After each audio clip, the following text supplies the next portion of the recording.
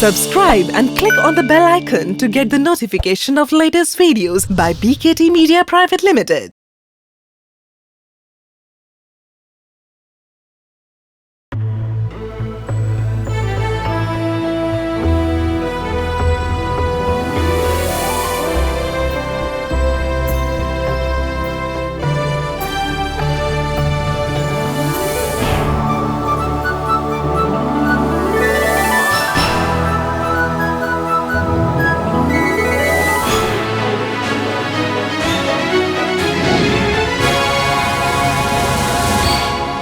Big business ideas. जिंदगी जीना आसान नहीं होता, बिना संघर्ष कोई महान नहीं होता, और जब तक ना पड़े हथौड़े की चोट तब तक कोई पत्थर भगवान नहीं होता। इसीलिए जिंदगी में कभी भी संघर्ष से या किसी भी चुनौती से बिल्कुल घबराइए मत। और अगर आपके व्यवसाय से जुड़ी हुई कभी कोई घबराहट आ जाती है तो उसे टाइम टू टाइम दूर करने के लिए शिल्पा भावना आ जाती है आपके टेलीविजन स्क्रीन पर with your very own programme big business ideas powered by Tap Fox beyond socialising. हमारा संविधान कहता है कि देश का कोई भी नागरिक यदि व्यवसाय करता है तो उसे बिजनेस लॉज की पूरी जानकारी होनी चाहिए। लेकिन शायद हम अपने बिजनेस का प्रॉफिट अर्निंग स्ट्रक्चर बनाने में इतने मशगूल हो जाते हैं कि हम उसका कॉन्स्टिट्यूशनल स्ट्रक्चर समझना ही भूल जाते हैं। और अगर समझ जाते हैं तो हम टैक्स बचाना चाहते हैं। आखिर क्यों ये टैक्स पे करना इतना ज़रूरी है, ये समझने के लिए चलिए बुला लेते हैं उन्हें जो हमेशा हमारे शको शुबा को दूर करते हैं। Please welcome the author of the business books, the philanthropist, the big business expert, mister Sunil Kumar Gupta. नमस्कार सर, मोस्ट वेलकम। धन्यवाद। प्लीज।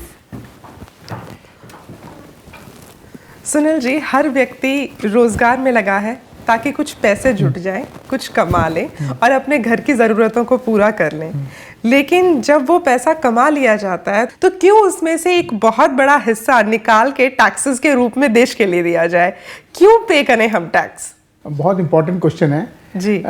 इसको मैं ऐसे बताना चाहूँगा कि जब आप टैक्स देते हैं जी, उस टैक्स का एक हिस्सा ही हमारे नेशनल डिफेंस में जाता है, जिससे कि हमारे देश की सीमाएं जो हैं वो सुरक्षित रह सकें। और एक हिस्सा जाता है जो पुलिस और बाकी व्यवस्थाएं संभालते हैं, जुडिशरी सिस्टम संभालते हैं जी। और एक हिस्सा जाता है जिसमें गवर्नमेंट सर्वेंट जितने भी हैं उन सबकी सैलरीज होती हैं। और एक हिस्सा इंफ्रास्ट्रक्चर में लगता है, जिससे कि हमारे आप जो देखते हैं रोड्स बनती हैं, हॉस्पिटल बनते हैं, स्कूल्स बनते हैं और ये सब चीज़ें बनती हैं।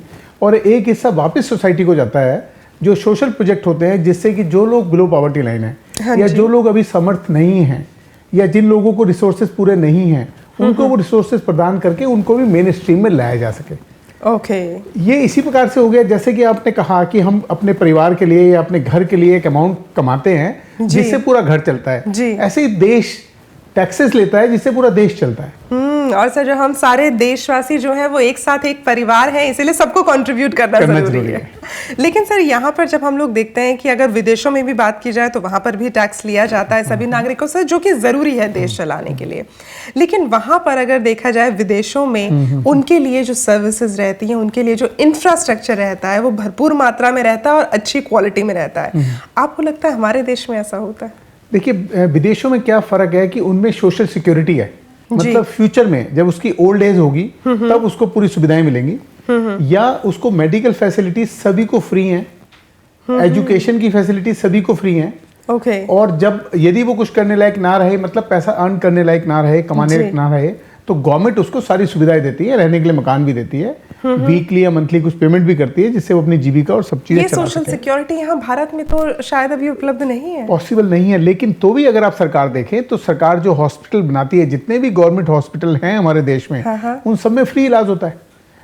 वो एक अलग बात है कि वो हॉस्पिटल पूरे देश की जितने भी लोग हैं उन सबको कैटर नहीं कर पाते, तो जो लोग अफोर्ड कर सकते हैं वो प्राइवेट इलाज के लिए चले जाते हैं। So number of those infrastructures is less actually. लेकिन जैसे जैसे हमारा देश संपन्न होगा तो जरूर ये सुविधाएं मिलेंगी। डेवलपिंग किसी भी कंट्री में ये सुविधाएं नहीं मिलती। जी, तो जिस तरह से हम बात कर रहे हैं कि इस तरह के जो इंफ्रास्ट्रक्चर्स हैं, चाहे हम हॉस्पिटल्स की बात करें, चाहे हम स्कूल्स की बात करें, कहीं ना कहीं अगर देखा जाए कि ये कम है, शायद इस वजह से कि जो टैक्सेस लोगों से आने हैं वो भरपूर मात्रा में नहीं आ पा रहे हैं, ये एक कारण हो सकता है। ये बिल्कुल कारण है। हमारे देश में जो टैक्स कलेक्ट होते हैं वो बहुत कम है पॉपुलेशन के हिसाब से, और डेवलपिंग कंट्री के हिसाब से हम देखें तो भी बहुत कम है। अच्छा। क्योंकि हमारे टैक्स का स्ट्रक्चर बड़ा डिफिकल्ट है, लोग टैक्स से बचना चाहते हैं, और एक बार टैक्स लग गया तो इसके जो पेनल्टी प्रोविजंस हैं वो बड़े स्ट्रांग हैं।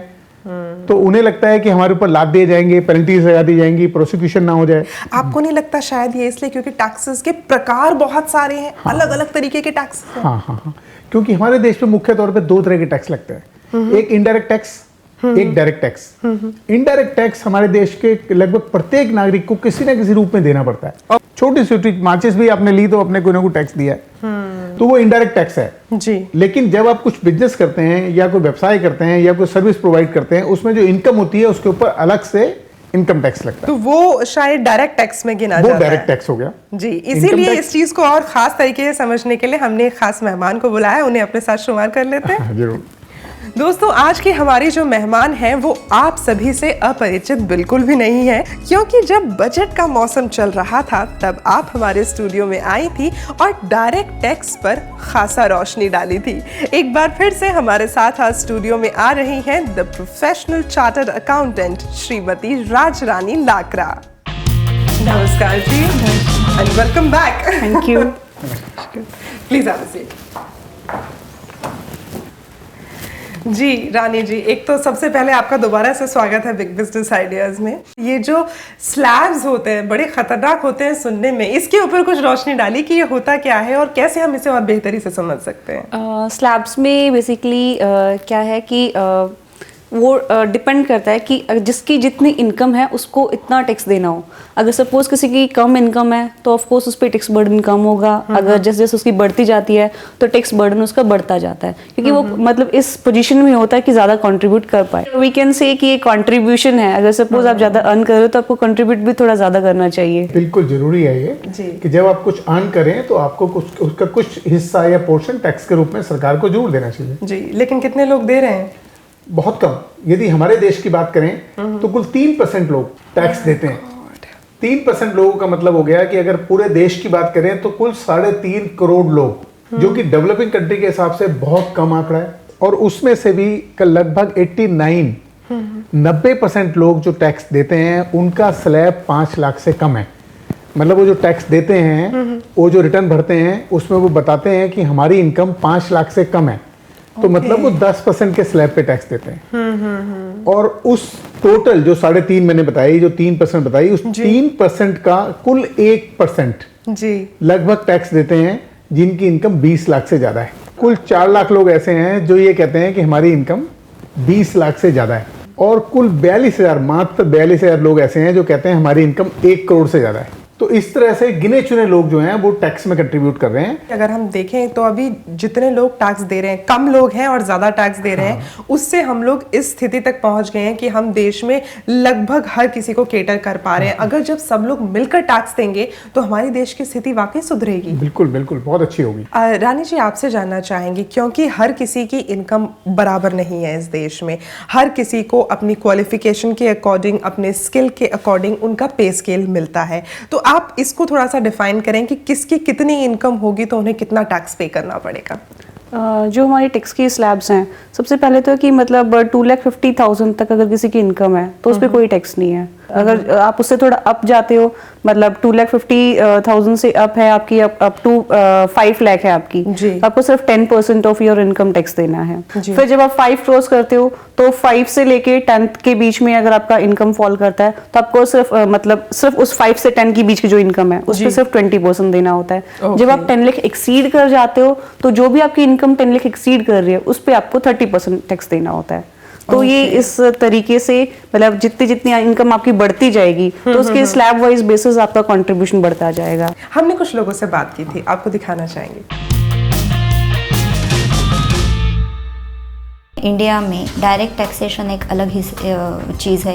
इनडायरेक्ट टैक्सेशन में बहुत सारी चीज़ें आती है और उसके कंप्लायंसेस जो है वो कंप्लायंसेस हर महीने में आपको फॉलो करने पड़ते हैं, और अगर आपके पास से फॉलो नहीं हो गए तो उसके ऊपर इंटरेस्ट है, पिनल इंटरेस्ट है, फ़ाइन है, पेनल्टी है, रिटर्न फाइल नहीं होते हैं टाइम टू टाइम, तो बहुत सारी दिक्कतें होती है। मेरा बिजनेस बात करूँ तो मुझे पता भी नहीं है कि मेरे अंदर कितने टैक्सेस लगते हैं। कि मुझे ये पता है कि इनकम टैक्स लगता है, सर्विस टैक्स लगता है या नहीं लगता है, ये मेरे सीए मुझे बताएंगे। अब मेरा सीए शायद कोई गलती कर बैठे और उसकी सज़ा मुझे भुगतनी पड़े, तो मैं गवर्नमेंट के साथ चीटिंग करना नहीं चाहता हूँ, अपने देश के साथ चीटिंग करना नहीं चाहता हूँ। लेकिन कोई पढ़ा लिखा आदमी ना हो और बिजनेसमैन हो, वो भी इन सारी चीज़ों को समझ पाए, ऐसा कुछ अगर सिस्टम आ जाए तो हमारे देश में काफ़ी प्रॉब्लम सॉल्व हो जाएगी। तो दो चीज़ें यहाँ पर निकल के आती हैं। एक तो कि हर व्यक्ति जो बिज़नेस शुरू करता है उसकी रुचि अपने बिज़नेस की है, लॉज के बारे में उन्हें नहीं पता होता। दूसरी बात ये निकल के आती है कि जब अपने पूरे उस कंप्लायंसेस को पूरा करने के लिए वो किसी प्रोफेशनल को हायर करते हैं, उनकी गलती का भुगतान भी उस एंटरप्रेन्योर को करना पड़ता है। बिल्कुल, देखिए आपको प्रोफेशन चूज करते हुए ध्यान रखना है कि मैं वो प्रोफेशन रखूं जिसकी एक अच्छी रेपुटेशन हो और जिसको नॉलेज हो। और साथ में आप भी इतने जागरूक होने चाहिए। जब आप बिजनेस स्टार्टअप करते हैं तब बात अलग होती है, लेकिन जब एस्टैब्लिश बिजनेस है आपका तो आप भी इतने जागरूक होने चाहिए कि मुझे कब कौन से टैक्सेस देने हैं। जैसे आप अपने बिजनेस की करते हैं, अपने मार्केटिंग की करते हैं, सब चीजों की करते हैं, ऐसे ही आपको प्रोफेशनल नॉलेज इसकी भी गेन करनी पड़ेगी कि मेरे पे कौन से टैक्स लगते हैं। हाँ, दूसरी बात उज्ज्वला जी ने की कि ये जो इंपॉर्टेंट है कि जो आपको कंप्लायंस करने पड़ते हैं, ये भी बड़े इंपॉर्टेंट है जी, और करने पड़ते हैं आपको हर बार, क्योंकि जितनी भी बार आप टैक्स, अगर मान लीजिए आप टीडीएस काट रहे हैं तो आपको टीडीएस के कंप्लायंस भरने पड़ेंगे, रिटर्न भरनी पड़ेगी, उसकी मंथली टैक्स जमा करना पड़ेगा। जितने भी तरह के टैक्सेस हैं उन सबको आपको कंप्लायंस करनी पड़ेगी, टैक्स जमा भी करने पड़ेंगे, उनकी रिटर्न भरनी पड़ेगी, वो कंप्लायंस जरूरी है। और वो सारे के सारे कंप्लायंस के लिए आजकल ऑनलाइन सिस्टम भी है, पैकेज भी बहुत सारे आ रहे हैं, गवर्नमेंट की अपनी वेबसाइट पे भी सब कुछ है, तो वो नॉलेज आप ले सकते हैं जी। तो हालांकि अगर देखा जाए तो इस बात को आपको समझना बहुत ज़रूरी है कि अगर आप अपना कोई व्यवसाय शुरू करते हैं, जिस तरह से आप व्यवसाय के दूसरे हिस्सों के बारे में नॉलेज लेते हैं, चाहे वो मार्केटिंग हो या फिर अगर हम आपकी बिजनेस स्ट्रैटेजी की बात करें वो हो, उन सब के साथ साथ आपको बिजनेस लॉज की नॉलेज लेनी भी बहुत ज़रूरी है, क्योंकि आपके बिजनेस की जिस तरह से अथॉरिटी आपकी है उसी तरह से रिस्पॉन्सिबिलिटी भी आपकी है, तो समझना उन्हीं को पड़ेगा। रानी जी, आपसे जानना चाहेंगे कि जब एक व्यक्ति अपने टैक्स स्लैब को जान लेता है कि मुझे इतना टैक्स पे करना है, is there any way out की जो हमारे बिजनेसमैन हैं खास तौर पे जब वो बिजनेस करने के लिए आते हैं तो वो इजीली समझ पाएं कि ये टैक्सेस हैं जो मेरे ऊपर कंप्लाई होते हैं, ये इम्प्लीकेशंस हैं जो मुझे पूरी करनी है?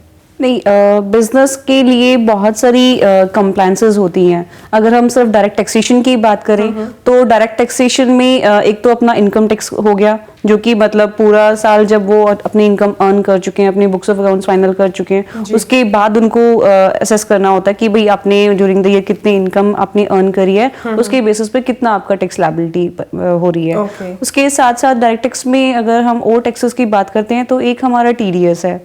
TDS इज नॉट अ, मतलब आप अपना टैक्स नहीं दे रहे, लेकिन जिनको आप पेमेंट कर रहे हो, जो भी आपका बिजनेस से रिलेटेड पेमेंट्स हैं, तो जब भी आप उनको पेमेंट कर रहे हो तो आप टैक्स काट के तब उनको पेमेंट करोगे, बिकॉज ये एक सेंट्रल गवर्नमेंट ने जो बिजनेसमैन हैं उनके ऊपर एक लायबिलिटी डाली हुई है कि जब भी आप किसी को पेमेंट कर रहे हो, क्योंकि वो इनकम अर्न कर रहा है, तो बजाय इसके कि वो खुद ही टैक्स दे रहा है नहीं दे रहा, बट इट्स योर ड्यूटी कि आप जब भी उसको पेमेंट करो तो पहले उसका टैक्स काट लो। तो यहाँ पे ये भी उसको कंप्लायंस करनी पड़ती है। आपको बता देंगे कि हम लोग अभी ले रहे हैं एक छोटा सा ब्रेक, लेकिन ब्रेक के बाद आपको ये भी बताएंगे कि आपके बिजनेस को करते हुए अगर आप टैक्सेस अच्छे से पे कर रहे हैं तो उसका आपको बेनिफिट क्या हो सकता है और इन टैक्सेशंस को और आसान कैसे किया गया है। देखते रहिए बिग बिजनेस आइडियाज।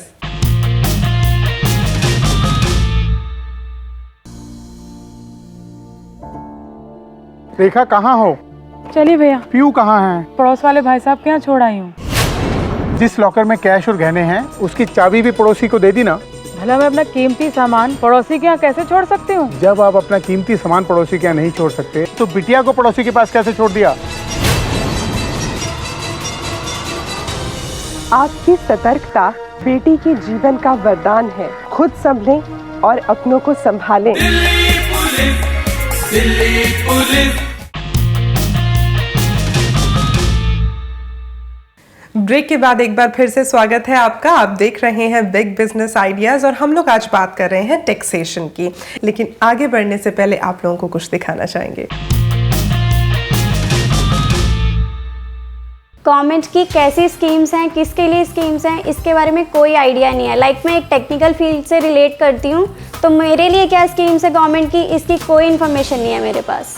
हम तो अपना बिजनेस कर रहे हैं, अब सरकार हमारे लिए क्या कर रही है हमें कोई जानकारी नहीं। देखिए, पहले तो यूरोपियन कंट्रीज़ के लिए इंडिया में बिज़नेस करना इजी नहीं था, बट नाउ डेज़ गवर्नमेंट इतनी स्कीम्स ला रही है जिससे कि ये इजी हो रहा है। But we can say this कि गवर्नमेंट डिपार्टमेंट में ही कुछ ऐसे लोग हैं जिनको इस बारे में स्कीम्स की नॉलेज नहीं होती और पब्लिक को भी अवेयरनेस नहीं है, तो वो स्कीम्स इम्प्लीमेंट नहीं हो पा रही हैं। तो यहाँ पर बेसिकली क्या बात है कि एक तो जो स्कीम्स गवर्नमेंट लेकर आती है बिजनेसमैन के लिए, एंटरप्रेन्योर के लिए, जो लोग अपना व्यवसाय चला रहे हैं, कई बार तो ऐसा होता है कि जो गवर्नमेंट में लोग बैठे हुए हैं, अधिकारीगण जो बैठे हुए हैं, उनको खुद को ही नॉलेज नहीं होती है। दूसरा, ये अवेयरनेस लोगों में भी नहीं है। अब जिन लोगों को अपने फ़ायदे की स्कीम्स का अवेयरनेस नहीं है, आपको लगता है कि उन्हें टैक्सेशन की अवेयरनेस होगी?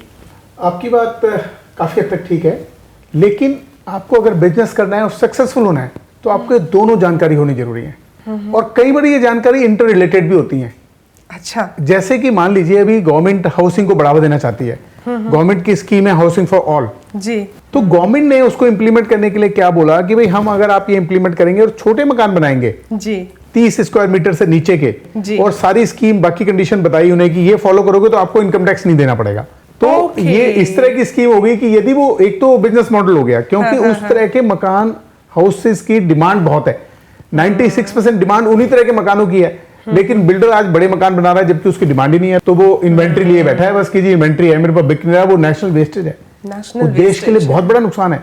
जो जरूरत है वो बनाए, तो उसके लिए सरकार कई बार ये ऐसे बनाती है जिसको टैक्सेशन से लिंक कर देती है। एक तरह से देखा जाए तो वो देश के मुनाफे की बात है और उसमें आपका जो पर्सनल बिजनेस होता है उसके लिए आपको रियायत मिल जाती जैसे है। ये जो मैंने अभी आपको एग्जांपल दिया, इसमें सर्विस टैक्स भी माफ है, तो डायरेक्ट टैक्स भी माफ कर दिया उन्होंने, डायरेक्ट टैक्स भी माफ कर दिया। आपको बोला कि ये स्कीम लाओ करो जिससे कि लोगों को मकान मिले, आपका व्यवसाय बढ़े जी। तो ये दोनों कई बार लिंक होती हैं। और ये बात आपकी बिल्कुल ठीक है, कई बार ये अधिकारी को नहीं पता होती, तो वहाँ प्रोफेशनल की ड्यूटी बन जाती है कि वो उन अधिकारियों को और जो असेसिंग ऑफिसर्स हैं उनको बताएं। जी बिल्कुल। रानी जी, आपसे जानना चाहेंगे हम, जब हम इस तरह के व्यवसायियों की बात करते हैं जो अपने बिजनेस को अभी आगे बढ़ा ही रहे हैं, उनके लिए बड़ा मुश्किल होता है टैक्सेशन को समझना, लेकिन क्या अब की बार जो टैक्सेशन है उसे कुछ ईजी किया गया है, उसमें उसे कुछ सिंप्लीफाई किया गया है बिजनेसमैन के लिए? जो छोटे बिजनेसमैन हैं उनके लिए शुरू से भी पहले एक स्कीम थी जिसको हम कहते हैं प्रिजम्पटिव टैक्सेशन स्कीम।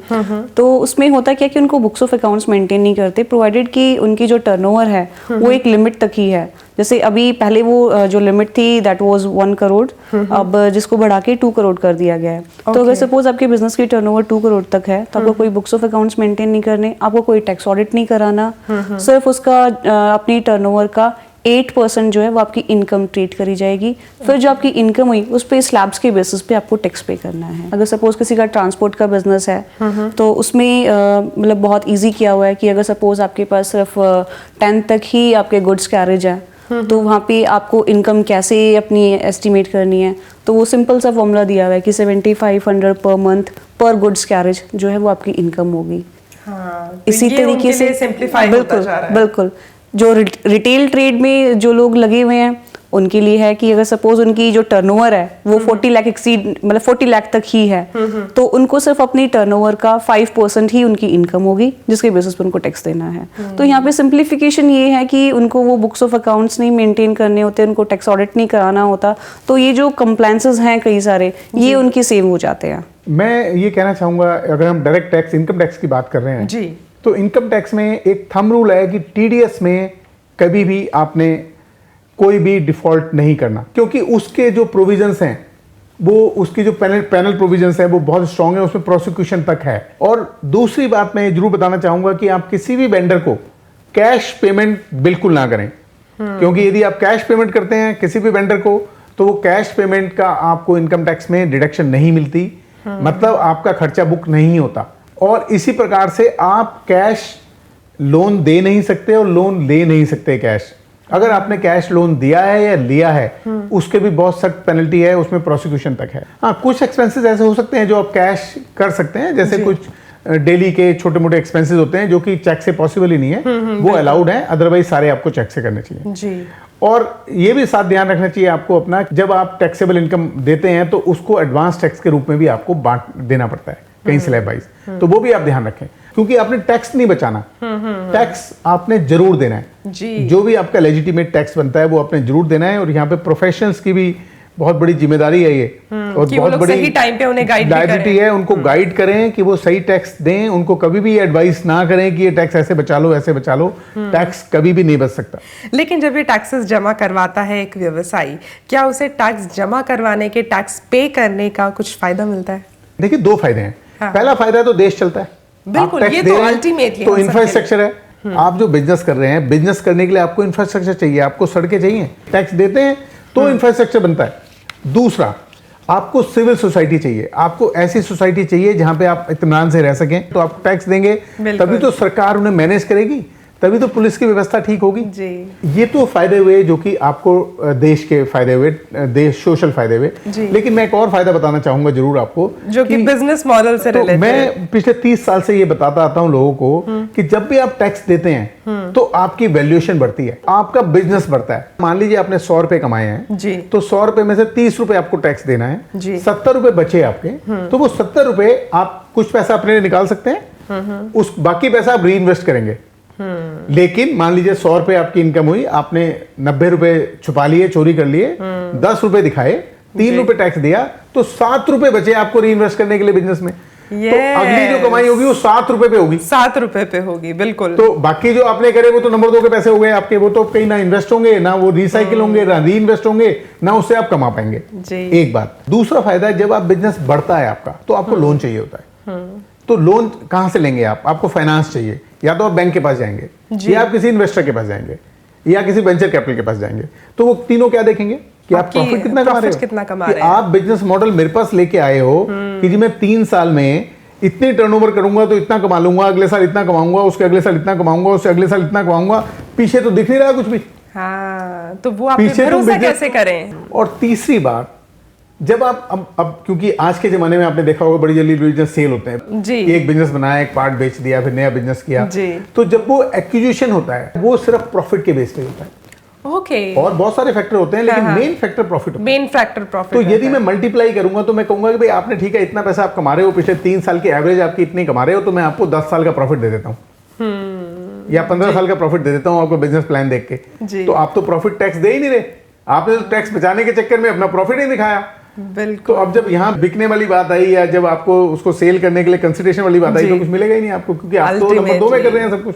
बिल्कुल बिल्कुल। तो ये आप अपने पैरों पे कुल्हाड़ी मार रहे हैं, और बहुत बड़ा नुकसान अपना भी कर रहे हैं, और देश का तो नुकसान है ही, देश का भी कर रहे हैं और समाज का भी कर रहे हैं, जिस समाज में आप रहते हैं। मैं कहना चाहूंगी कि जो भी आप टैक्स पे करते हो, तो आप उसको बर्डन ना समझें कि भाई हाँ ये मेरे ऊपर बर्डन है, मुझे पे करना पड़ेगा। आप इसको रिस्पॉन्सिबिलिटी समझिए, क्योंकि जो सोसाइटी जिसमें आप रह रहे हो, अगर आप आगे बढ़ के कंट्रीब्यूट नहीं करोगे तो आप कोई भी कंट्रीब्यूट नहीं करेगा, और जो इतना सारा इंफ्रास्ट्रक्चर जो गवर्नमेंट क्रिएट कर रही है वो आपको यूज़ करने के लिए भी नहीं मिलेगा। तो आप अपने लिए कोई अपना खुद का इंफ्रास्ट्रक्चर तो क्रिएट नहीं कर सकते, क्योंकि उसमें तो आपको बहुत सारा मनी चाहिए। तो वो थोड़ा सब कंट्रीब्यूट करेंगे, तब वो एक बड़ा सा जब आपका मनी बनता है तो उससे बड़ी चीजें फिर निकल के आती हैं। तो आप कंट्रीब्यूट जरूर करें, उसको अपनी रेस्पॉन्सिबिलिटी समझिए, बर्डन ना समझें। और वैसे भी अगर देखा जाए तो ये तो कतई पॉसिबल नहीं है कि हम अपने पढ़ने के लिए एक अलग से स्कूल बनवा लें, अपने लिए अलग से हॉस्पिटल्स बनवा लें। लेकिन हाँ, ये ज़रूर पॉसिबल है कि हम सभी देशवासी मिलकर टैक्स के ज़रिए कंट्रीब्यूट करें और समाज के लिए कुछ ऐसे इंफ्रास्ट्रक्चर्स क्रिएट करें जो हमारे ही लाभ के लिए आगे इस्तेमाल किए जा सकें। On that note we are going to take a break. Break के बाद हम जवाब देंगे उन सवालों के जो आपने हम तक पहुंचाए हैं ईमेल्स और ऑडियोज के माध्यम से। Stay tuned.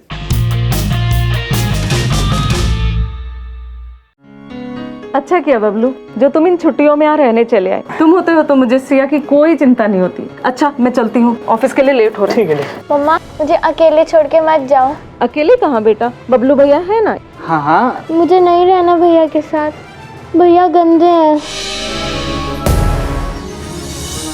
बेटी की सुरक्षा के लिए परिचितों या रिश्तेदारों पर भी सोच समझकर भरोसा करें। दिल्ली पुलिस।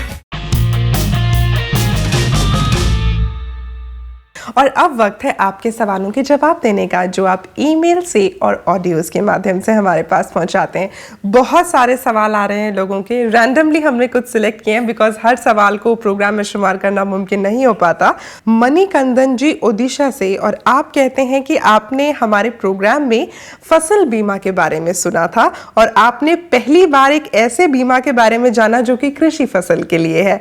तो आप जानना चाहते हैं कि आपके पिता ओडिशा के एक छोटे से गांव में किसान हैं, तो क्या आप अपने पिता की कृषि का बीमा करवा सकते हैं, और अगर करवा सकते हैं तो कैसे? मनी जी, जब भी कोई लोन लेते हैं अगर आप, तो आपका ऑटोमेटिक बीमा होता है।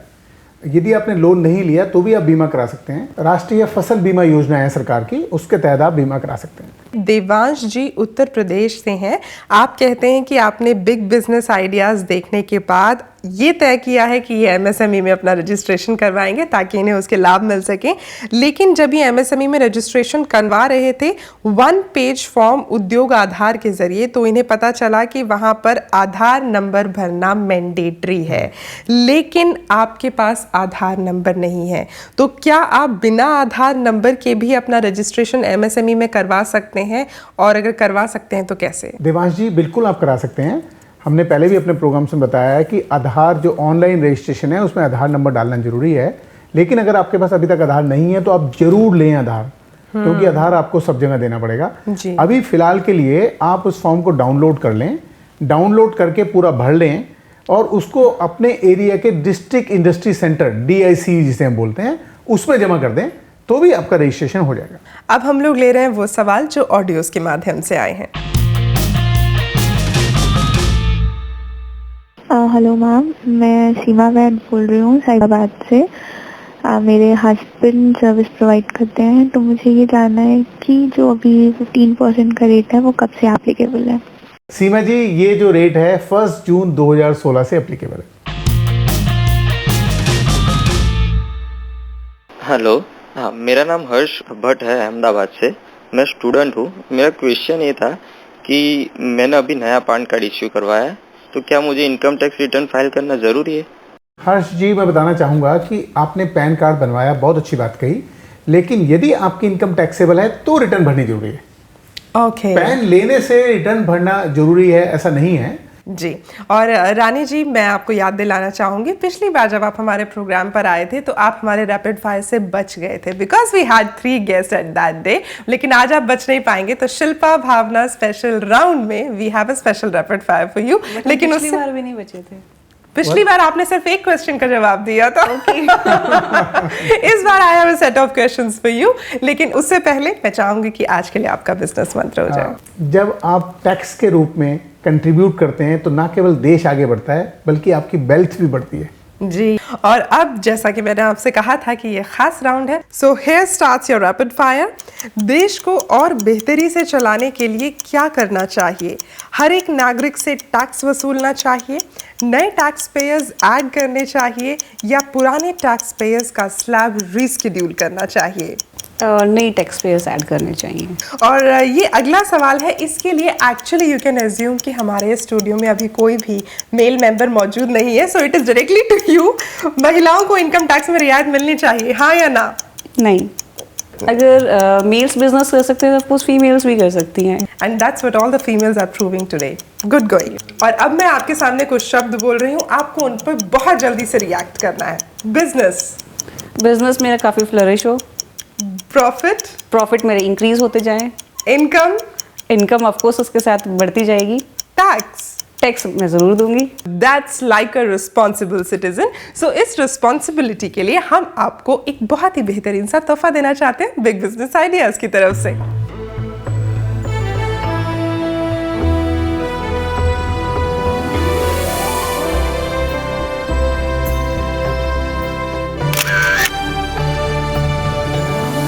दोस्तों, जिंदगी में कुछ भी सीखने के लिए ठोकरें बहुत खानी पड़ती हैं, लेकिन हमें ये समझना ज़रूरी है कि ये ठोकरें उस भट्टी के जैसी हैं जिसमें तपकर हमारे व्यवसाय का सोना ना सिर्फ खरा होता है बल्कि कुंदन बनकर चमकता है।